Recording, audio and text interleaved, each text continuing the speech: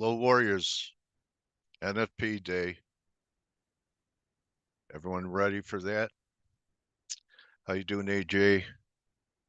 Bran, who was it? The cashier at McDonald's? James Groom, how are you? Michael Weissman, Paul Penman, thank you for the hail. Sinatra came in. Ryan thinks it's a happy day. He's always happy, that guy.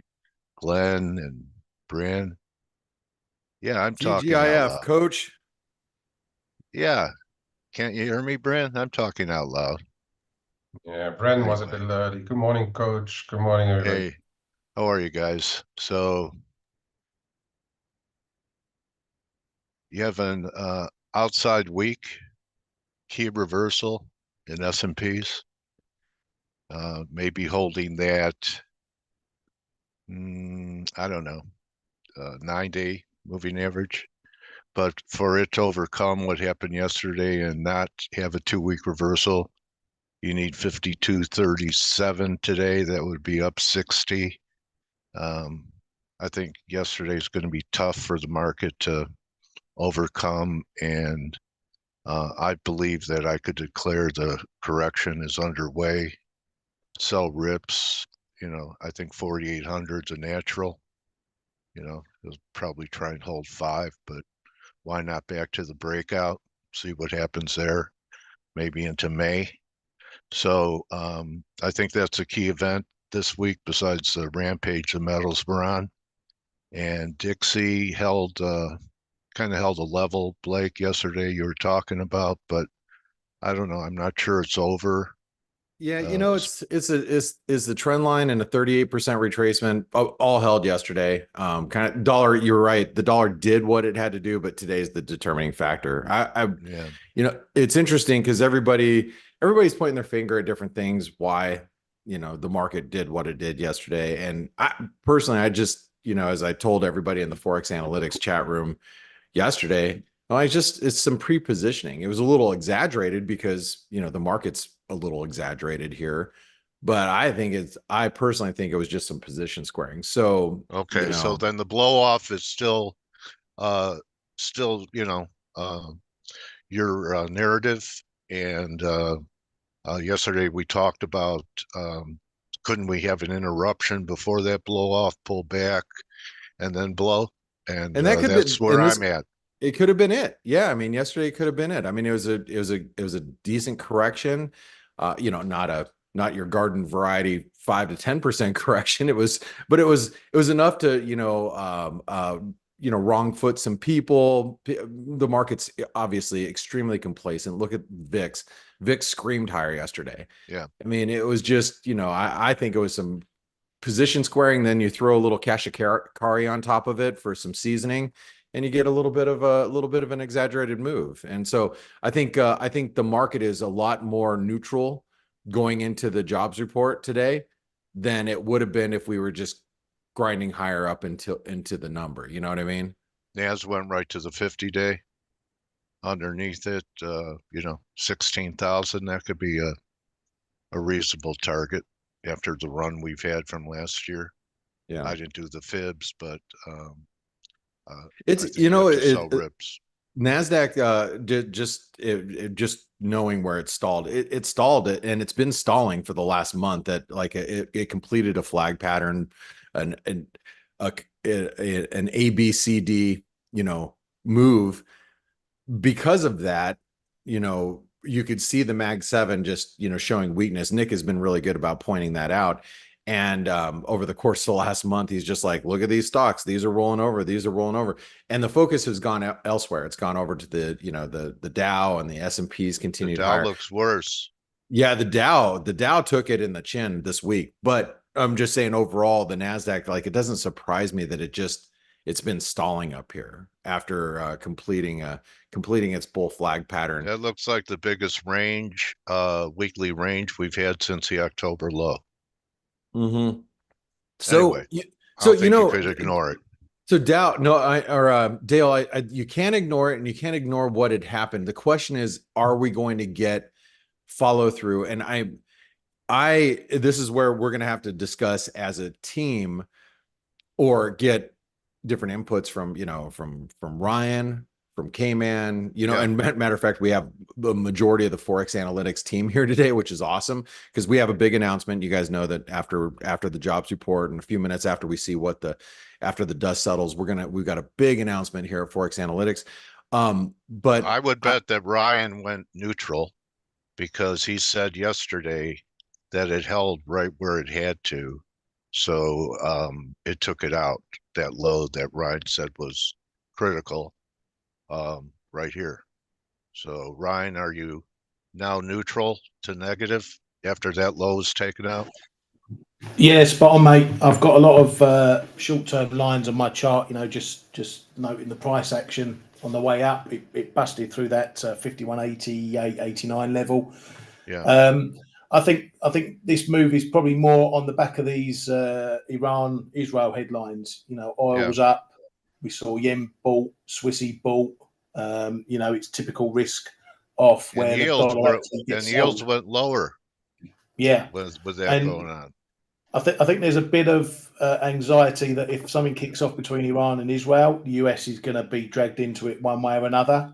Hence why we haven't seen this risk-off move result in dollar buying, which has been the recent theme with risk-off. So this looks like old-fashioned risk-off.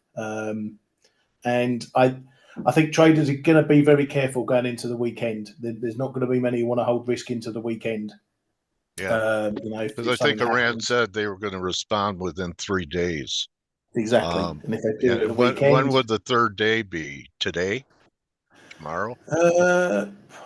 Today, tomorrow, something like that. Yeah. It would be tomorrow, guys, and good morning. Yeah, morning, Nick. So yeah, no one wants that risk going into the weekend. So for me, the S&P, I'm going to stick to my bigger levels. The bigger level is 50-50-ish. And I'll just let the market do what it wants to do in the meantime. I would buy a dip, but not ahead of the weekend and not while these headlines are hanging around. Okay. All right. 38%, 48.22. That's reasonable. I have to adjust the fibs, but it's close enough. It didn't make. I took mine off. I kept having to withdraw them every 5 minutes. Yeah. I haven't bothered. I took them off. Yeah, draw your fibs with invisible ink. Anyway, all right, go ahead, Blake. I'm through. Oh no, I was just sitting here thinking, it's going to be. I don't think that today is a game changer because I just don't think the data is going to be super explosive. Whether unless we saw some just crazy number. I think a lot of the jobs data that we got this week, whether it was jobs JOLTS, ADP data, it's kind of numb. It really just kind of numbs the non-farm payroll. That doesn't mean that we wouldn't see a big move on an outsized big number, whether it's we created 350,000 jobs or we created 50,000 jobs, since the market's looking for about 200,000 jobs. I think the whisper number is around 250,000 jobs, somewhere in that neighborhood. Anyway, the point is, I don't know if today's going to be the big mover. I agree with AJ. AJ said CPI next week's probably going to be a bigger mover. I agree with that. But we should be focused on the labor market, as K-Man's been saying all week that, he's been just harping on it. And I agree, because Powell has been mentioning it a lot. We need to focus on jobs, but I just don't think that it's going to be a huge miss. I'm hoping a huge miss on either direction, by the way. The question is, where's the reaction? And that's where yesterday's move, it took a lot of steam out of the market. And so I don't know what's going to create another downside slide in equities other than a really, really bad number, like a really bad number, because if it's a good number, if it's a good number and people go, oh shit, maybe the Fed's not going to, cut rates. Yeah, we might see a little bit of a dip, but then the market's just going to catch a bid again because people are going to go, well, at least we're not getting a recession, and an inline number. I don't know what the reaction is going to be there. And I'm talking stocks. And then obviously, if you have a really bad number, like let's say we only create, 50,000 jobs, or let's say that unemployment, hits a 4 handle, goes to 4% or more, at that point, maybe the market goes, oh crap, that we had reason to be selling off because the labor market is actually cooling.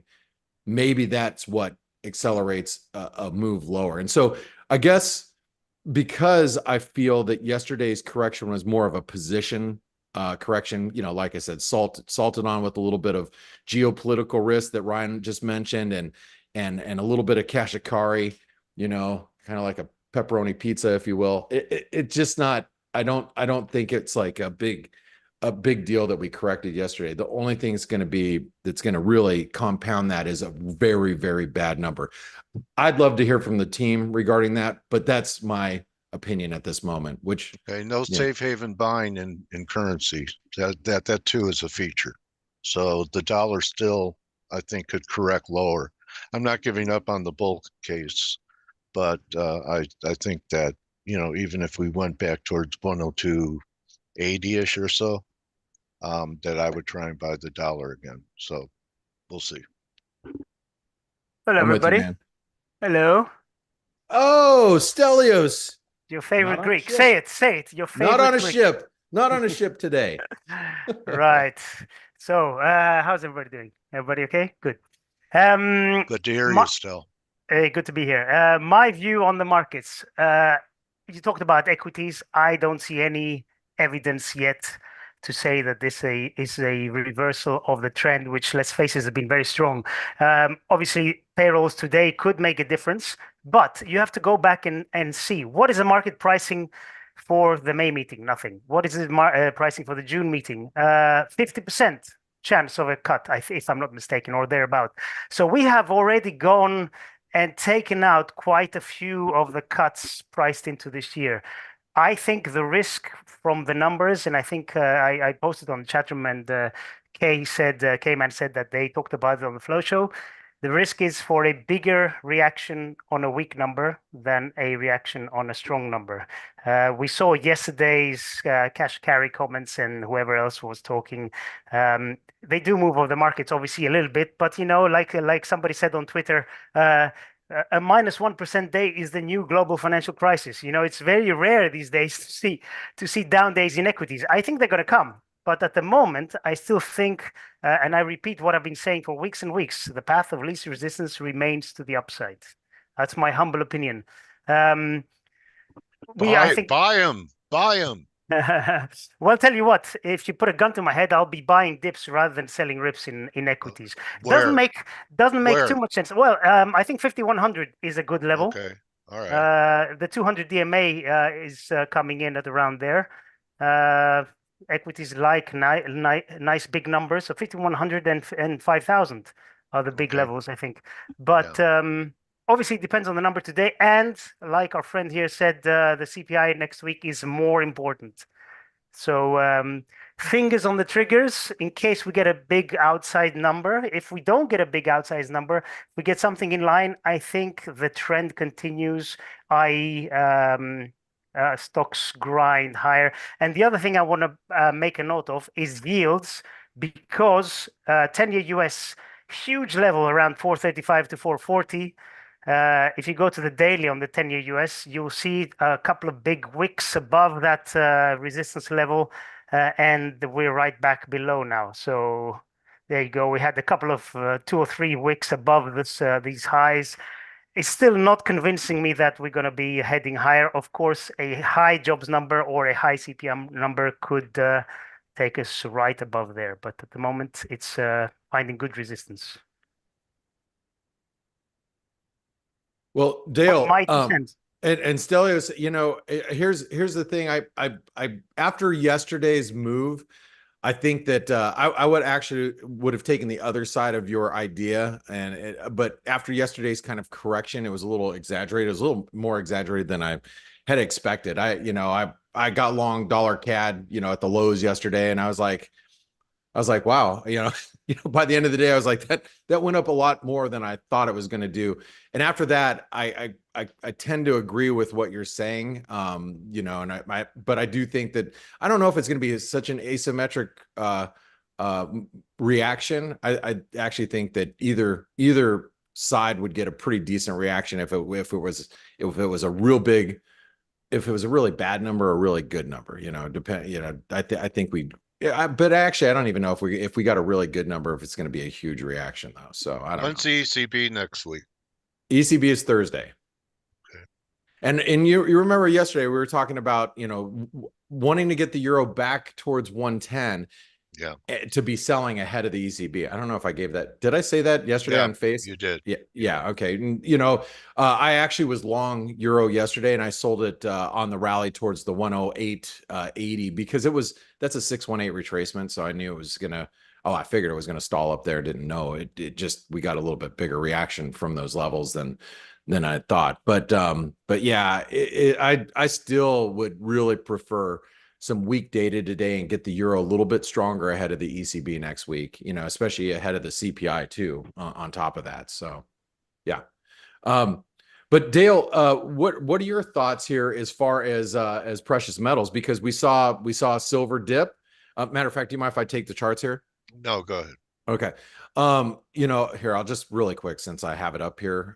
This is the NASDAQ. You can see the NASDAQ, bull flag completion over the last month. So we've been sitting here for a month, just like consolidating here, but take a look at relative strength and notice how we've broken out of that, triangle RSI. I'm not a big technicals on RSI, but when you break a consolidation like that, you've got to, as you were pointing out earlier, Dale, you got to respect what you're seeing here now because of that. Not because this says I should be short. This right here on relative strength down here tells me that I should be respecting that the fact that we are trying to correct after consolidating for so long. I hope that made sense. Anyway, I wanted to ask really your views, Dale, because you've been really following precious metals. Let me go over to silver and gold. So gold, continues to maintain. Notice how gold's pullback has been so shallow, not even missing a beat. Silver, we hit the 127% extension, and I did the trade-off show with Quasar from Pepperstone actually on Wednesday because Chris Weston was traveling. And I'm looking for a dip down to $26 to the, breakout points and, a lot of these levels, looking for some sort of correction. Silver's correcting a little bit more than gold, but gold still looks good. How do you feel about these precious metals here, Dale? Don't chase them. Can't chase them? Don't chase them. Don't chase, can't chase, won't stop, can't stop? Just don't. Okay. Well, what would you do? Would you sell them? Or would you just? Well, I tried that. I got stopped out for $20 on gold. So yeah, I tried fading gold anyway. too. Didn't work. And it's interesting. Now you're bullish silver. You've been bearish for months. So it took a breakout to get you bullish. And I think that's a right call. You didn't listen to me, did you? Did you, Blake? No. Did not listen. I did not. K-Man did. I did not. K-Man did. And, but don't worry, Stelios. Anytime you popped in the chat room when silver was on the move higher, I saw you. So don't worry about it. Great patience, Stel, and conviction to hold it all this time. Patience is key in these things. I still think we're in buy the dip mode. Gold, you said it, Blake. I mean, pullbacks are non-existent. It's really strong, and I do agree about silver pulling back towards that 26-ish breakout level. For those who are on the chat room, they will know I took off a third of my long from 23.10 when we broke out basically above 26. The next day, so it was 26.25 or so. I'm still running the rest. I think we probably will see a little pullback unless we get really weak data, in which case, the train has left the station. And, I'm going to say this, and then I want to go around the horn, and I want to talk to Ryan and K-Man and get their thoughts ahead of the job sale. We have less than 10 minutes. And Nick, I'd love to hear from you too. First of all, I interviewed Mark Dow yesterday on. Did he change his mind at all? He's bullish gold, but not for the reasons you would think, and that's why the S&Ps. The S&Ps. I'm not going to give away the interview, but you should listen to Mark Dow. It just that interview. It's really interesting when you have people that are not bullish gold turn bullish gold, and the reasonings why. And he's an interesting cat. That's a And dude. people like Mark Dow, who is a smart cookie. He is extremely intelligent. He was IMF, IMF Treasury trader, really sharp guy. But anyway, getting over to Ryan. Ryan, let's hear you really quick, and then Nick, I'm going to bring you in. Then K-Man, just a few minutes. What's your setup going into the jobs report today? So Ryan, what are you thinking? Yeah, I'm agreeing with the other guys. I think that the path of least resistance is for a bad number and a negative move in the dollar. I think a decent move, if you see any risk assets rallying, I think they will get tapped on the head not long after because of this weekend risk. Okay. And you think the dollar's at risk for a continuation lower? I won't buy a dollar dip, but I'll sell a dollar rally, particularly against dollar yen. All right. So, and you sell dollar yen predominantly. You think that do you think yesterday's move in the yen is that it? Did we cap the 152 level based on yesterday's price action? We're not done there. We're not. Okay. So you still think this idea is still valid potentially, especially on I think 152 is still a big story, big movie that we need to watch. I still think we could take that out, especially if we come in with like a 300,000 job print and unemployment at 3.9, 3.8%. We'll rip right through here. I think that's just my opinion. But anyway, thank you, Ryan. Focus is going to be not on buying dollar dips, but you're going to be selling dollar rallies. K-Man, what are your thoughts here? Yeah, I think the risk is as well that if the number is bad, it's going to have a bigger impact. And then we may see a little bit of a knee-jerk reaction on the stocks, because that's what algos do. When the yields come off, they buy stocks, and then it's going to get slapped on the head in case of a bad number. I think the peaceful number would be as expected, but we have to look at the whole package. You don't only look at the NFP. You have to look at the unemployment rate. You have to look at the wages. You really have to look at the whole package today, and then make up your mind. Yeah, I think the bigger move is probably going to be on a bad report, because that's what Powell told us. And if the report is really bad, then I think next week's CPI just would not matter at all. And if the number is decent or good, then the CPI will perhaps have a little more importance. But for me, the main focus is now jobs. And how I'm looking at stuff, yesterday's move on yen and Swiss to me was an overload of positions. And then with the risk of mood, Swiss has been bought. People got out of positions. The Swiss needs a decent report, and then a relatively because anything can happen over in the Middle East. But I think once the weekend risk is out of the way, if there's no big dramas, we can expect a response. But it all depends on how big it is, of course. And but the market can shrug off such things. But if everything goes smoothly or relatively smoothly, let's put it that way, then I think the Swiss will start to weaken again next week. And the yen, the 152 story is not over unless we get a really bad report, because then I think the 152 defenders will be in the seat for a bit longer. All right. And I love the idea about the Swiss. I'm hoping we correct down to this channel. I think this channel is pretty important. As you can see, I have some alarms set up to take advantage of any dip in the dollar Swiss. I've been, K-Man, this has been really the trade of first quarter of 2024 for us, is shorting Swiss francs. And I know other people have been as well, but boy, it's been a fun ride, and I'm glad I'm not participating right now. And I'm waiting for my chance to be selling Swiss again. I still think that this over the course of 2024, we should be trading closer to parity in the dollar Swiss, well, maybe the high 90-cent level. But anyway, it's going to be an interesting one. Hey, Nick, Nick, good morning. Oh, go ahead. Yeah, the thing I've reduced my Swiss positions yesterday. So to me, because the worry about a potential risk of event. So I've reduced my position, so that's I'm going to sleep a little bit more relaxed on those. Good. Yeah. Good. As you should. Nick, welcome to. Morning, Dave, and everyone came in. Yeah, if you guys are not following Nick, he is on Trading Analytics is his handle. You can see it. This is his Trading Analytics. Sorry, Nick. Good morning. Good to see you. Your focus has been on equities and on the Mag 7 and what's moving in the equity market world. What are you seeing, buddy?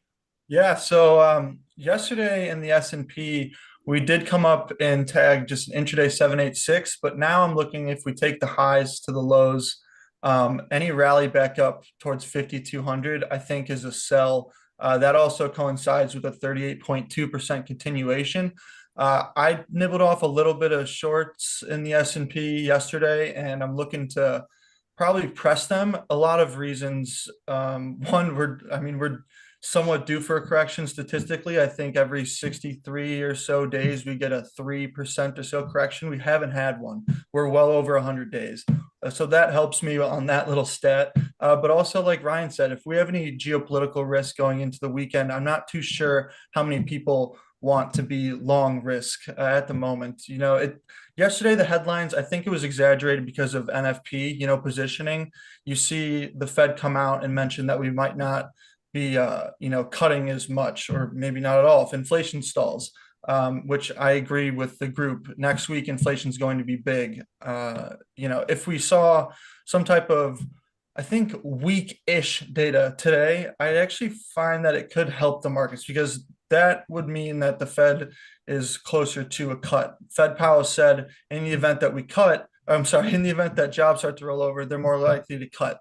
So I think the recipe for this blow off top, if it's going to come, would be a slightly weak number in NFP and weak CPI, because you're getting a lot of people short, like myself today, that would be just getting mowed over and out in the event that we got some data like that.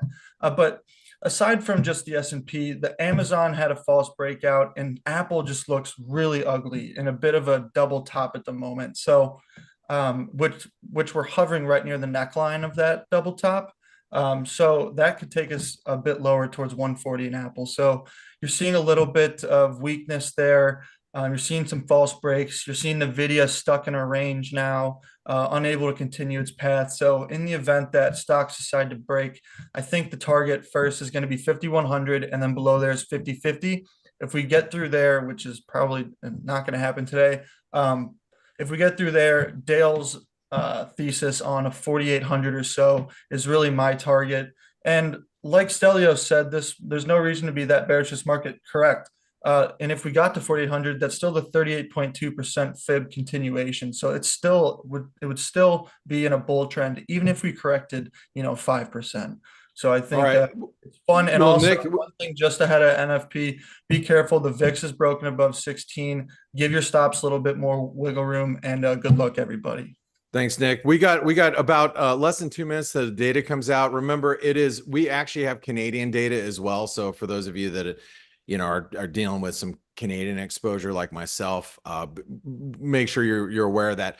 So we got the jobs data here. I pulled up the data flash from ForexAnalytix. Remember, we're gonna have, by the way, the rest of the ForexAnalytix team will be speaking. Dale unfortunately has to leave us because he has a doctor's appointment he has to attend to. So Dale, we're going to miss you for our big announcement, but we're going to have the rest of the team here. I think everybody's going to be here, and everybody's going to have a moment to speak for a little bit. So make sure you all stick around for after the jobs report. But I just pulled up the data flash out of ForexAnalytix. I've got S&P to the left, dollar index in the middle, bonds over here to the right, and we're about ready. We got any last minute thoughts, team? Let's not forget average hourly earnings as well. Sorry, I don't know what happened. And we've got have you been drinking as well? Canadian jobs. Yeah, we do have Canadian jobs, correct.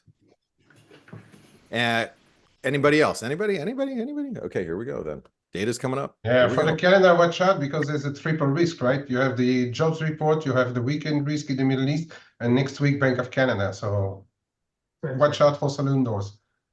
Man, this geopolitical risk is really going to be a thorn in everybody's side, I have a feeling. All right, here we go, guys. Here it comes.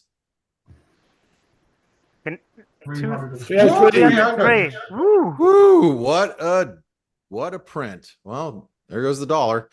How's that Canadian data look? Ooh, not good. Actually, relatively good private non-farm payrolls as well this time. Wow. Well, there goes the dollar.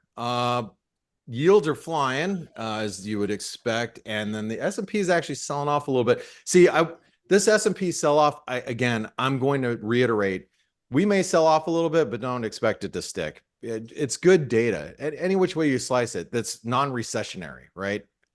So the dollar may respond well, but stocks, yeah, we come down a little bit, but they're just going to get bid up again. So you can see It's the double S&P. good. What's that? It's double good because that unemployment rate came down as the participation rate went up. Right, we didn't get that. Negative, so yeah.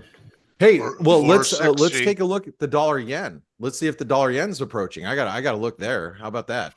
Not even close. But look at that inverted head and shoulder pattern. It's closer. Yeah, it's marching its way up there. But yeah, I would be hesitant going into that.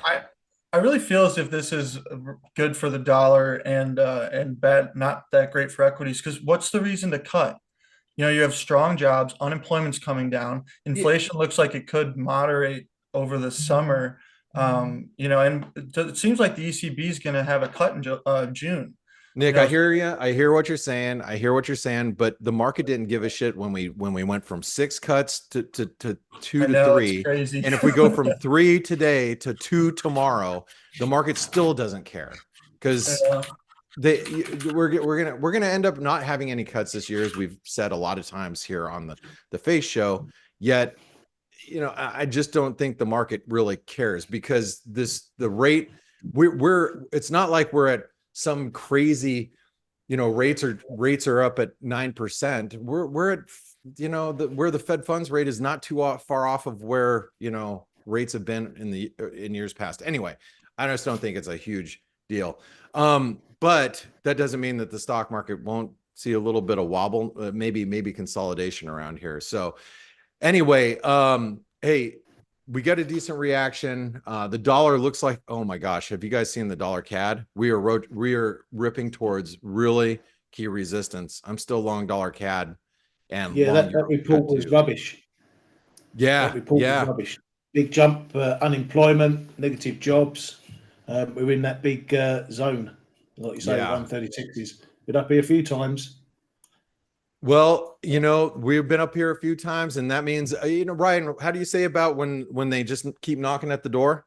Keep knocking on the door. That 136, 23. Sorry, 136.23 is the 61.8 fib on my chart of the late October drop. Have a good weekend, everybody. See ya. Good luck. Cheers, today. Dale. Thank you, Coach. Have a good weekend. Thanks, Coach. All right, see you guys. All right. Have a great one. Good luck at your appointment. And, we're going to talk about I'm going to talk about the dollar for just a couple more minutes because we're probing some pretty big levels here as far as the CAD goes. You look at the euro, the euro's in this triangle. I was really, really, really just praying for a move above 109 to sell into today, but that's obviously not going to happen at this moment. The other risk is you got the dollar yen that's approaching back up towards the 152 level. I don't know if K-Man, how vulnerable do you think the stops are above here? I don't think they are, but do you? Above 152? Yeah, like for today. Everybody, there must be a few decent ones up there. Everybody's leaning against it, but the issue is that it's not only natural stops that are above there, but it's the barrier thing that is probably the creator of the most volatility and of potential volatility. If that thing goes it could go actually exponential if it breaks. Or there's always 3 ways that a barrier can influence a market. Either we shoot through and then we have a big acceleration, or we do 152.20 and then all the chasers of the barrier, they're happy that the barrier is gone and then they sell everything out again. Or you just then the stops come into play and you just continue to grind higher. There's three ways to do it. But the thing is, on such a decent US report, chances are, in my opinion, that but again, ahead of the weekend, will people want to take it through it? That's the big question. But if the response in the Middle East, let's say, is a little less than dramatic, I think on Monday also we could really fly through. Man, I've really just reduced all yen exposure, just hoping for the yen to blow through, to be on the other side of that. Anyway, hey guys, look, notice how stocks have recovered. Again, the dollar's maintaining, but stock market dips are going to be very shallow, in my opinion. You know, this is again non-recessionary. Hey, Leandro, how are you? Good. We can't hear you, just so you know. Hello, sorry, Blake. I am perfect. Thank you. Hey, I am mute. Good to have you here. All right, guys. Well, without further, can everybody see my screen? Is my screen showing? I guess it is showing. Yes, it is. All right, good. So, I'm gonna spend a few moments and talk about I want to say, Ryan, how would you say it? The next evolution? It's not the next evolution of ForexAnalytix, but it's definitely a big component, or a really, I think, neat and by the way, it is 0 dark 30. It's 5:30 in the morning here, so just so you know, all know, and it's dark. We have an exciting component to ForexAnalytix that we are announcing today, and we're glad that you're all here and we can share the news with you.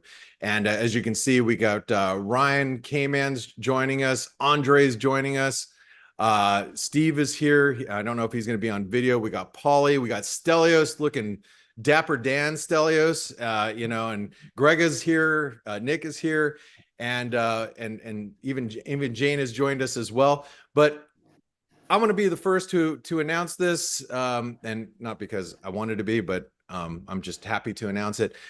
We are now, and let me see if we're going to go live here. Are we live here, Steve? I probably have to hit. There we go. We have now launched what we call personal coaching or one-on-one coaching with the ForexAnalytix team. I've done coaching, one-on-one coaching for many years. Back when I was at Ally Financial and MB Trading and the Wise Trade Group, oftentimes I'd got questioned and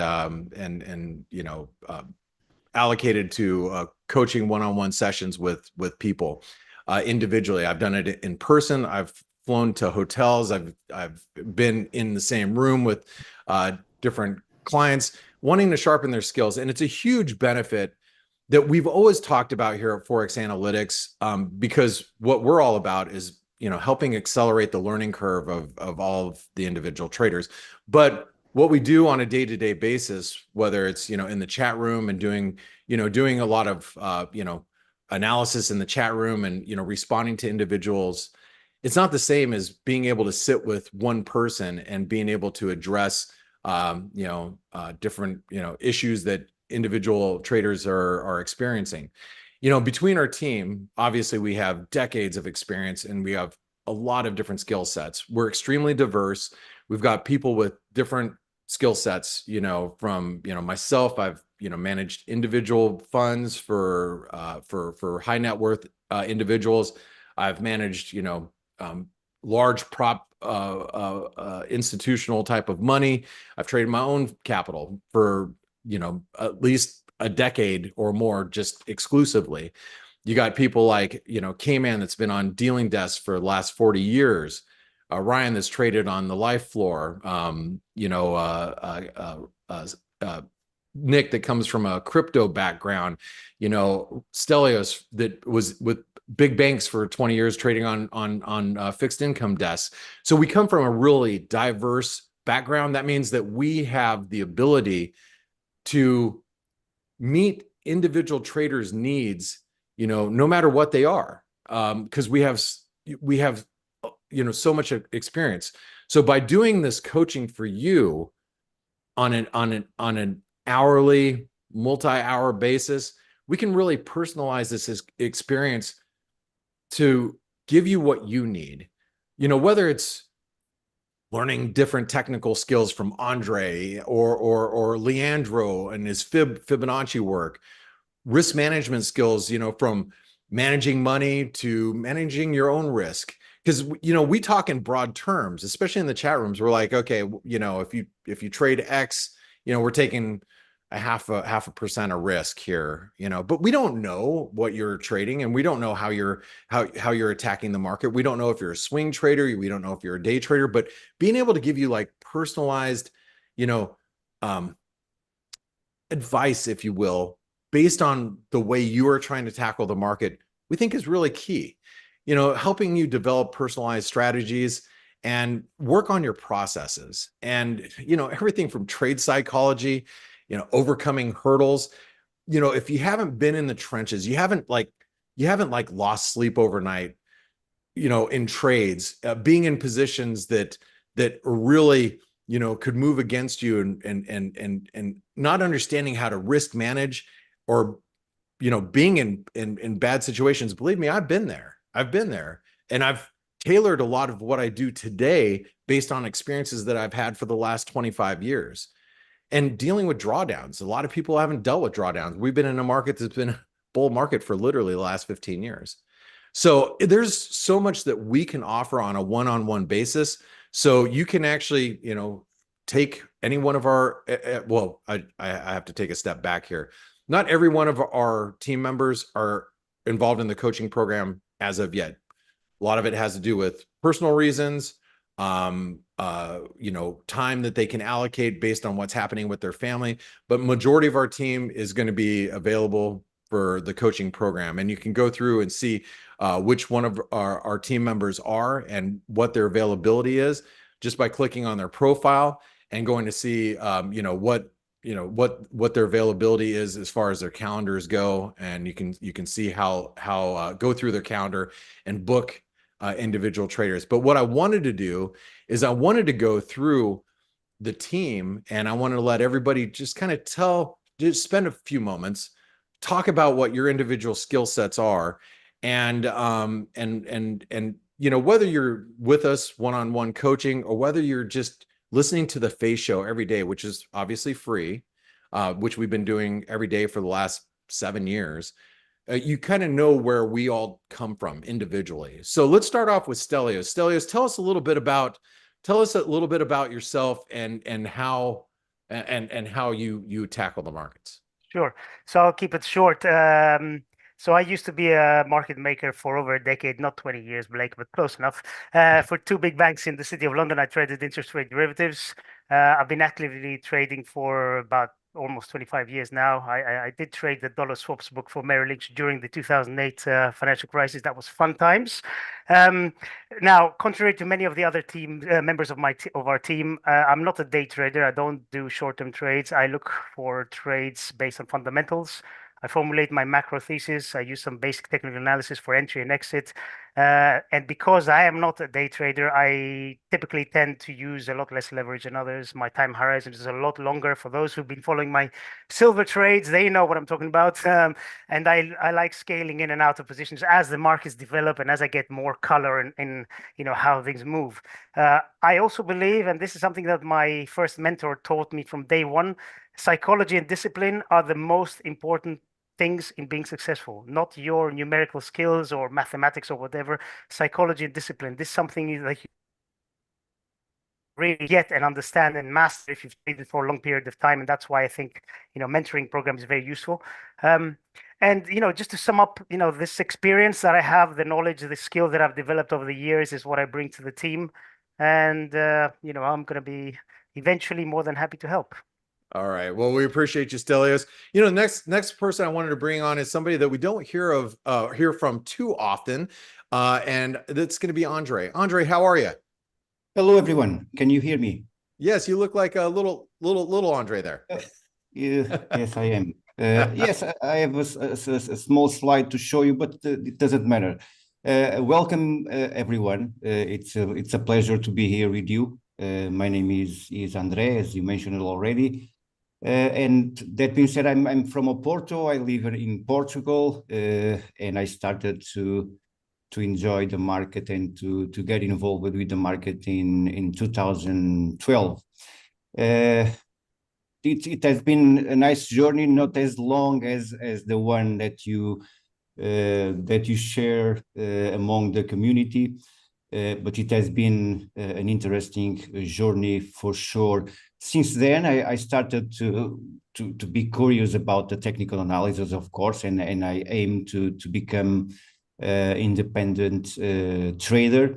Then a couple of years later, I started my own project and of course focus on harmonic trading and harmonic patterns.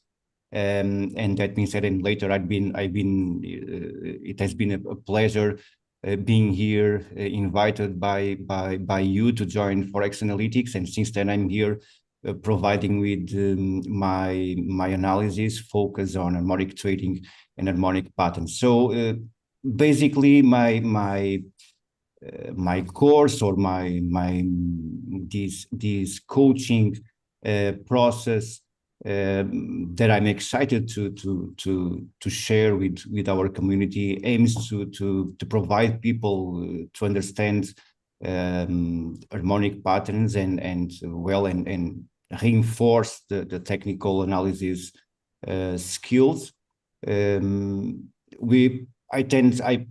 I want to approach multiple strategies that I use for my own trading with RSI and MACD also. So I want to approach all these experiences, and of course it's crucial, as mentioned by Stelios. It's also crucial to be.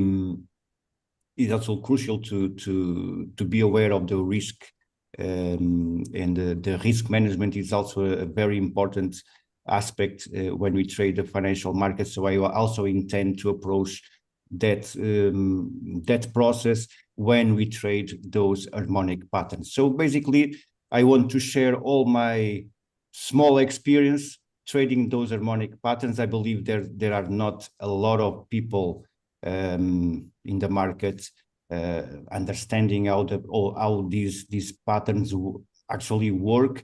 So, and my job here is to try to reinforce your knowledge with the skills in order to identify all these patterns and to reinforce your knowledge during this journey. So I hope you enjoy.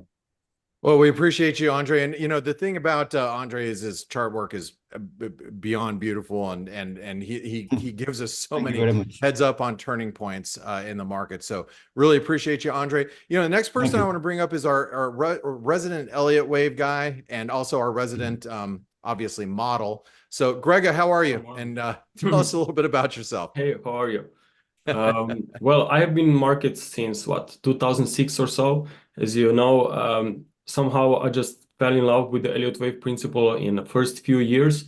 And what I noticed over the years is that a lot of traders, especially new traders, investors, they are trying to use the Elliott waves, but somehow I think that they are struggling to use it correctly. Okay, so it's not just about maybe labeling the patterns. It's about tracking the growth and the psychology, understanding supply and demand, and this forms the repeatable patterns. And with the right technique, with understanding the other things about the markets like correlations, financial cycles, news, macros, etc., I think that then Elliott wave theory can really be very useful with your trading decisions. So regarding Elliott waves, I mean, it's not really a holy grail, okay? Nothing really is. The holy grail is really within yourself, how you can take advantage of the trading tool that you are using. So if someone is familiar with Elliott waves or only basics or maybe want to learn the Elliott waves or take it to a better level, I'm here to help. All right. Well, thank you, Grega. We really appreciate you coming in and telling us about what you do. Next up would be Nick. Nick, our newest member to our team. How's it going, Blake, and everybody else? Hey. Can you guys hear me? Yep. Yes. We can hear you just fine. Great. Yeah. Let me introduce myself. My name's Nick. I joined ForexAnalytix in the fall, And I actually come from this staple, but before I came into ForexAnalytix, I was working with a crypto fund, and we were doing cryptocurrency arbitrage across about 7 different exchanges.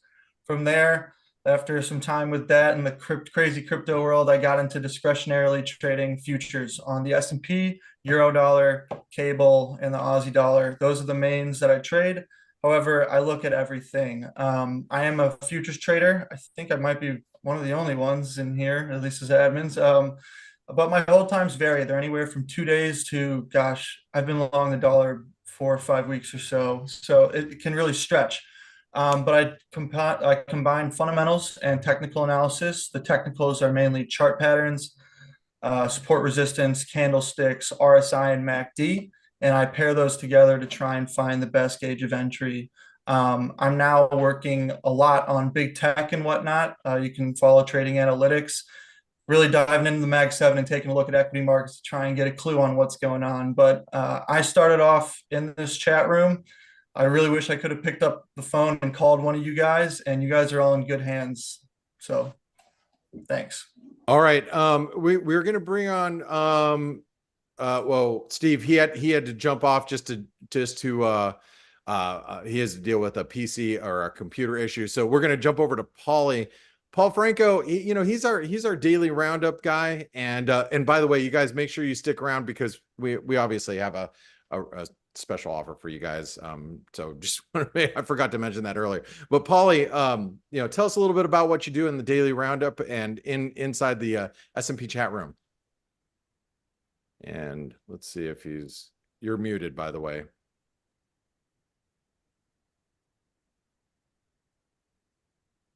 All right. We might have to skip over Paul Franco because he might have thought Steve was coming up. So Ryan, let's hear from you really quick. Sorry, I hate to jump in here.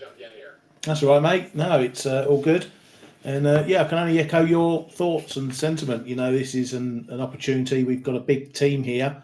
And it's an opportunity just to give that close-knit advice, on any sort of problems. I've been doing this more years than I can remember now, joining ForexAnalytix over 2 years ago now. So been a long while. I've enjoyed trading with the team, all the people in the chat room.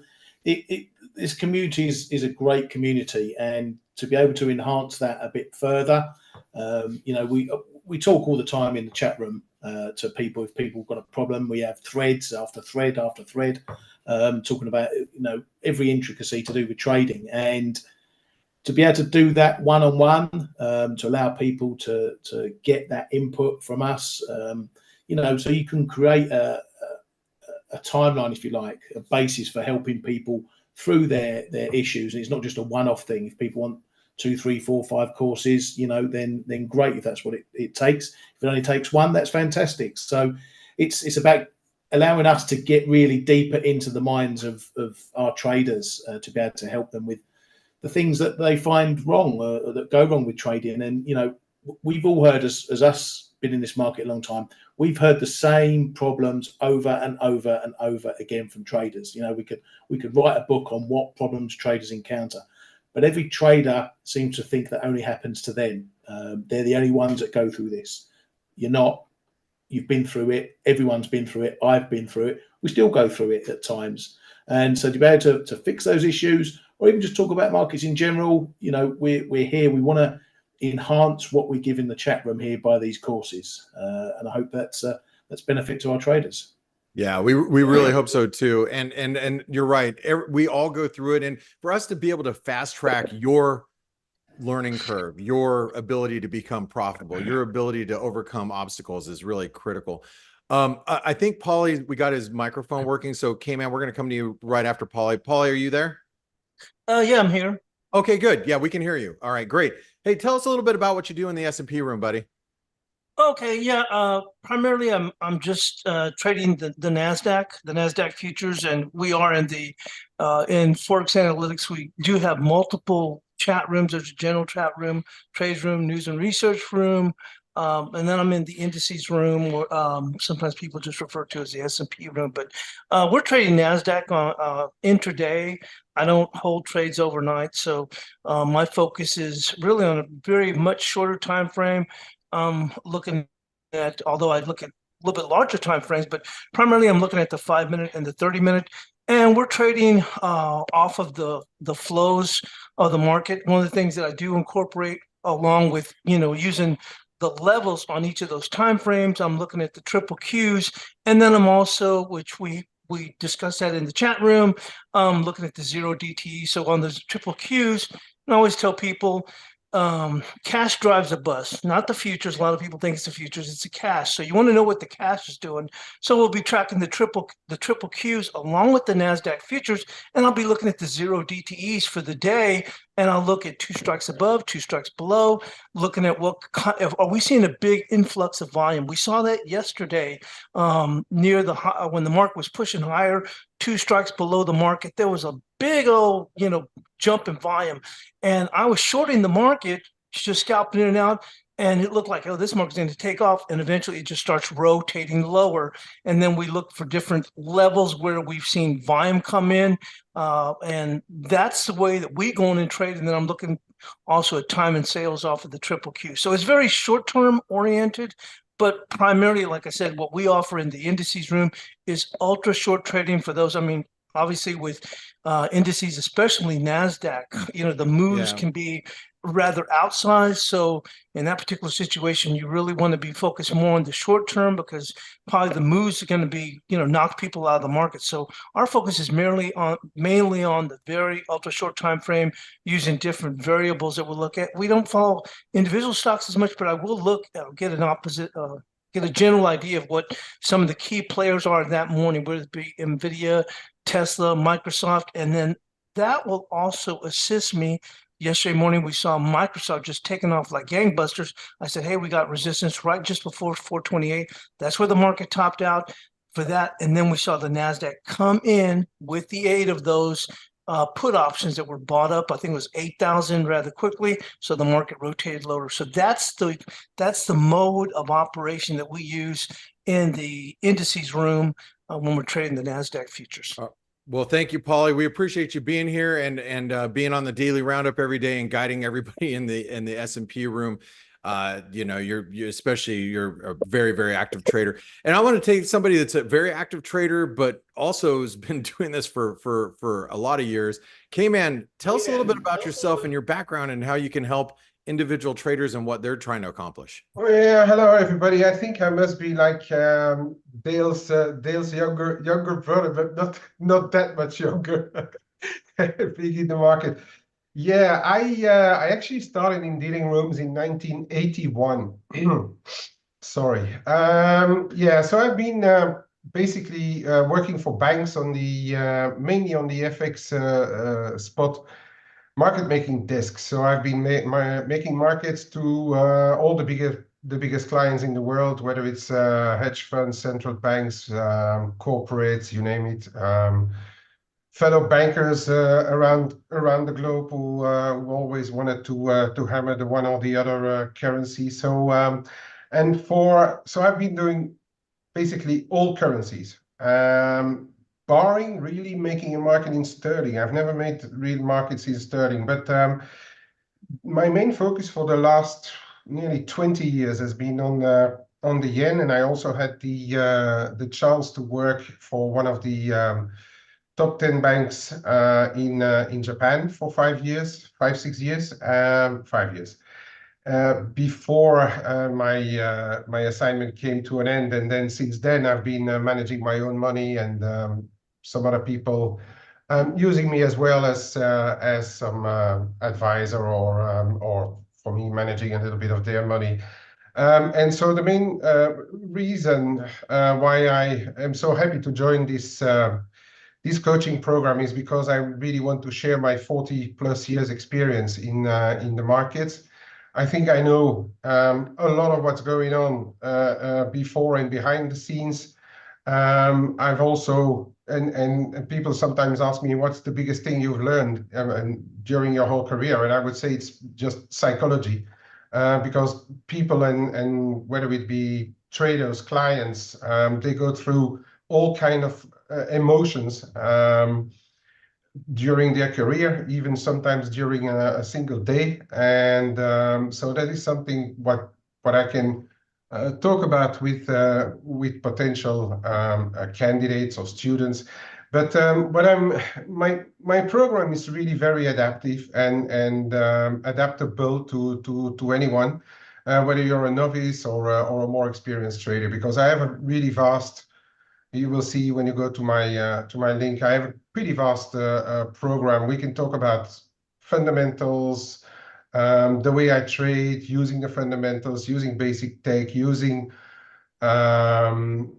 correlations. We can talk about, for those who are more experienced, we can talk about options. We can talk about really a lot of stuff. So, and we can talk about building books. We can trading books. We can talk about difficulties you might have. So it's a really pretty vast and adaptable program. And so if you want to give us a try, or me or one of my colleagues, just click on those links, and we'll be happy to serve you. That's the thing about coaching is one-on-one coaching. You're spending one-on-one time with an individual, like whether it's K-Man, or whether it's Gregor or Ryan or any Andre, any one of our coaches. You're getting that experience from them, working through issues that you might have dealt with, that we've overcome, conquered, dealt with ourselves at some point in our career, probably multiple times, and we can help you work through those issues. And I think that experience that you have, speaks, volumes. And speaking of, somebody who's got a lot of experience, Leandro, I had him as last before myself, because he obviously, well, he was coming off of another NFP trading interview, and I wanted to give him an opportunity to talk a little bit about how he trades the markets, hopefully in English, best you can. Leandro? Hello, everyone. Thank you, Blake. Thank you, F.A.C.E, for having me on. Don't worry, I will be short in time, brief. Well, the first, it's a pleasure to be here. So it's Leandro speaking. I am native in Spanish, so I can speak both languages. As you know, I live in Madrid, in Spain, with more than 20 years in the markets. The most interesting question now, if you think I can help you with the trading business, with your trading way, or even if you want to know about mine, how is biased my risk control in the markets, how I look for my setups on trend, that it's a break line trading way. Yes, please feel free for a booking. I will be there, ready to help you. Thank you very much for all, team. Have a great weekend. Feliz fin de semana. We appreciate you, Leandro, and obviously he can his one-on-one skills in Spanish are obviously exceptional as well.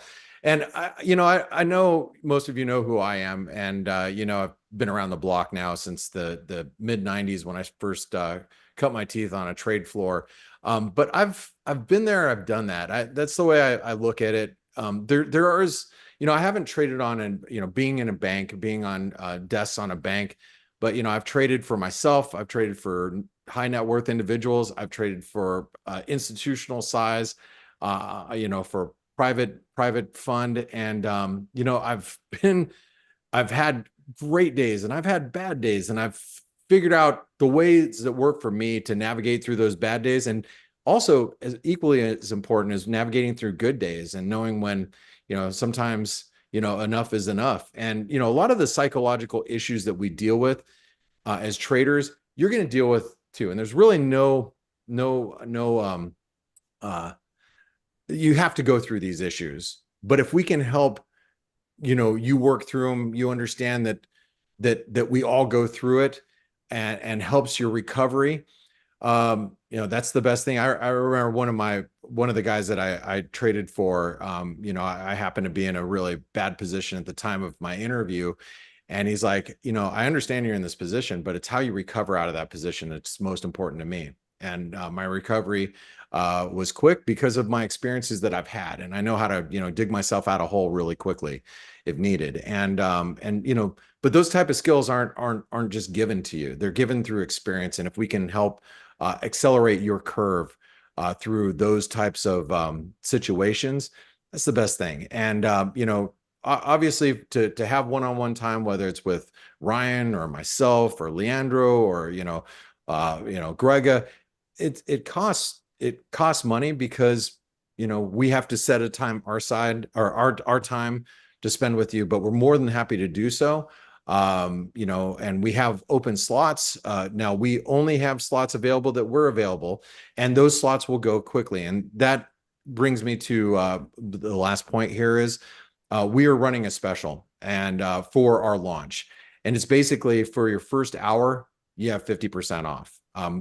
That special is not going to be around forever. And then obviously if you book 3 hours because you want to learn a specific skill set from one of our instructors, one of our team members, if you book 3 sessions, you get a $150 discount off of 3. So you buy 3, you get a $150 discount. Our pricing may vary based on who we are and what our times we have available, but they're all displayed on the site. And if you take any one of your instructors, like we're on K-Man's right now, you click book now, you can see that we have a special. That special price is only good till the 10th of April. That is literally next Wednesday. The benefit of you being here is we only have a few slots available per instructor. Like I've only opened up so many time slots over the course of the next 2 months, just because I do other things. I trade, I host things. So does everybody else around here. So those slots are going to be first available to you. It's first come, first serve. You're the first ones to hear about this. So, you know, take the next couple of days, figure out what slots and what times would work for you. Book a slot with Ryan, book a slot with K-Man, book a slot with Leandro, Grega, whoever you think fits your needs the most, and try them out. It's, you know, 50% off your first hour when you use the coaching session. See if that coach is right for you. But those prices are only going to be good till the 10th of April, which is next Wednesday. I want to pass it over to Ryan. Ryan, is there anything that I forgot that you wanted to add here? And by the way, Steve, he's dealing with the technical issues. He's gonna be coaching. He's great for long-term trading psychology, staying true to his form. He's very much a technician, but a macro guy. And he's like, you know, he risk manages, but he's hell bent on waiting for everything to line up before he takes action. He can't be here, so I'm kind of speaking for him, but he is going to be available in our one-on-one sessions as well. He's dealing with a technical issue right now. But Ryan, anything I forgot there? No, I think you've covered it pretty much very well. And yeah, it's important to say, you know, this isn't going to obviously limit the advice and things we talk about in the chat room. We're not going to suddenly disappear and say, oh, if you want to speak to us now, you've got to book a course. So we're going to be the same as we are in the chat room. This is an opportunity. This is an opportunity for traders just to get that detailed analysis or learning from some of us who've been in this market a long time. And that's what experience is. Experience is going through the markets. You know, we never took any magic pills and that gave us the knowledge we have. We've lived through it. And if we can help you live through it, then that's what we'll try and do. And we can cover all aspects of that. So, yeah, but apart from that, you said it all well and good, Blake. Okay, well, I appreciate that. And you know, like Ryan said, nothing changes for us as far as how we operate. Our chat rooms are still the most dynamic, most interactive chat rooms you're going to find, with no spam, no political talk, we don't, there's no trolling, there's no selling of anything. We're just in there talking about the market. So none of that's going to change, but there is a difference when somebody goes, hey, Blake, how would you manage that? And I'll type out the best I can, but there's a really big difference when you can sit somebody one-on-one, face-to-face, which we're going to be using GoToWebinar, the platform. We're sitting face-to-face and you can say, well, tell me why would I position myself there? And why would your stops be there? And we can explain that concept in greater detail. There's a lot to be said for that. So I've seen one of my biggest, I'd say one of the guys that I know that sticks out in my mind the most that I spent a week with coaching was Joe Perry. And he worked at 0.72. 0.72? Was that the right? Did I say that correctly? K-Man would correct me. 0.7 hedge fund. Yeah, 0.72. 0.72. Yeah, he was a desk trader there, but he wanted to learn how to trade for himself. And I had spent a full week with Joe, 2 hours a day for like a whole week. And eventually he ended up working for us. Now he works at, StoneX, and he went on to gain capital on StoneX. And he was on Bloomberg, with, representing us for many years. But Joe is somebody that I coached one-on-one about 15 years ago. And we spent so much time together. And, those are that watching him turn from not really just more of just just execution trader to really understanding the markets and how to navigate around the markets himself. It was a beautiful thing to watch. And, I hope to be able to do that. And so does our team hope to be able to do that with you as individual traders as well. So I want to thank you all for sticking with us. And we hope that we know, actually, I know, because I've done it for so many years. I know this is very good. It's going to be very beneficial to you. It's not something that's, a requirement. It's just having the ability to say, you know what, I need some help. I want to polish this. I want to tackle this concept because I don't understand it. And one of our team members is the right person for you. And just having that ability is going to be huge. And I know it's going to be game changing for so many of you out there. So thanks for spending the time with us. If you are in the ForexAnalytix community, we do have the Morning Edge, which goes on every day, every trading day. We start that in about 5 minutes or so. I'll probably push it back another 5 minutes because I'm going to go grab a cup of coffee. But I want to thank you all for being here with us and embarking on this platform with the ForexAnalytix team. And guys, I'm sure you're as excited as I am to meet some of our traders individually, one-on-one, and be able to interact with them just like this. So thank you, team, for being here. Grega, K-Man, Leandro, Nick, Andre, Thanks, everybody. Paulie, appreciate you guys. Thank you all. Have a nice week. Thank you. Happy trading, everyone.